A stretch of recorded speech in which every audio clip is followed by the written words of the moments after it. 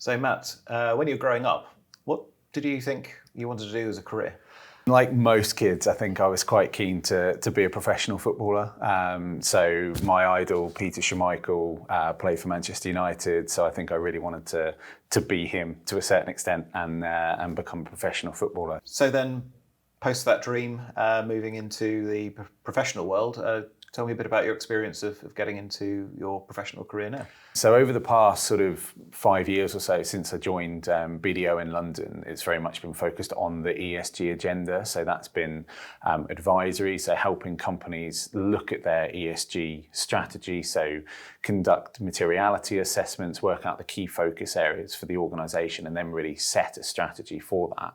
But also, having worked in the risk advisory area, I've very much based some of my work on internal audit and providing companies with recommendations around the policies and procedures they need and closing the gaps in compliance that they have within the organisation, as well as the assurance agenda as well. So providing third-party assurance on greenhouse gas emissions and wider ESG metrics.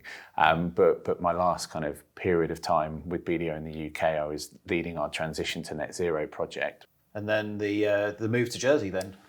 So having met with different members of the BDO leadership team in Jersey, that there was a real opportunity to take what we were doing from an ESG perspective, so internal ESG strategy, and really rolling that out across our client base to really make sure that organisations over here are abreast of the evolving ESG agenda, but also help them report against relevant frameworks and build quality ESG strategy and really help to drive that initiative forward. And that's something that I'm passionate about, and we as an organisation are as well. So it's really nice that I've been able to align my interests and kind of previous experience with the organisation and where we see ourselves going kind of in the future. So what are the current emerging ESG trends or what's on the top of clients' agendas in your view? I mean, I think there's still organisations that are really trying to get to grips with the ESG agenda. It is so broad. So conducting materiality assessments and working out the key focus areas is still a real driver for organisations. Getting to grips with what that means for the organisation, the number of acronyms, is kind of a key area that organisations are really trying to get to grips with at the moment. And do you think organisations are moving quickly enough? I know you mentioned about net zero, the work you did in the UK for BDO.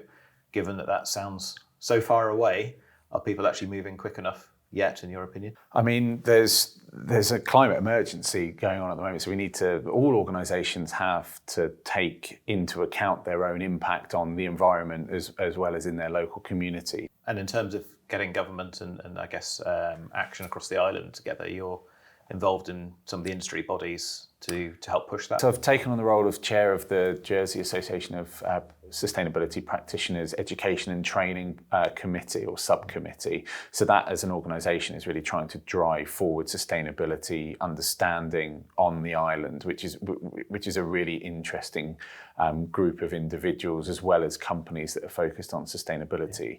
So my role, as I see education and training, is really important and forms the basis of what we're doing, but also given the climate emergency, it's something that we really need to get our own head around and really try and make a difference and have a positive impact, both on the environment, but also kind of in the local community. So my role in that is to drive forward the training and education agenda and get as many people kind of upskilled and with a baseline of knowledge as possible. And you mentioned education as something that you're passionate about. I know that you're involved in a charity in the UK.